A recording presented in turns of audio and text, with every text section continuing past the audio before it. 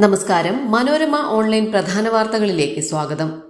Iran വിമാന കമ്പനികളുമായി സഹകരിക്കുന്നവരെ ഉപരോധിക്കുമെന്ന ഭീഷണിയുമായി US. ഇക്കാര്യത്തിൽ വേണ്ട നടപടിയെടുക്കാൻ ലോകരാജ്യങ്ങളിലെ സർക്കാരുകൾ ശ്രദ്ധിക്കണമെന്ന് US treasury secretary Scott Bessent പറഞ്ഞു. അതേസമയം യുദ്ധം അവസാനിപ്പിക്കാനായി US കെഞ്ചുകയാണെന്നും ഒരു ലക്ഷ്യം പോലും US നേടിയില്ലെന്നും ഇറാൻ വിദേശകാര്യമന്ത്രി അബ്ബാസ് അരഗ്ചി പരിഹസിച്ചു. വയറുവേദനയ്ക്ക് ചികിത്സ തേടിയെത്തിയ യുവാവിന് ഗർഭാശയത്തിൽ മുഴയുണ്ടെന്ന് തിരുവനന്തപുരം മെഡിക്കൽ കോളേജ് ആശുപത്രിയുടെ scanning report. Kazhakkoottam Nehru junction സ്വദേശി ഷിഹാസിനാണ് സ്കാനിംഗ് റിപ്പോർട്ട് മാറി നൽകിയത്.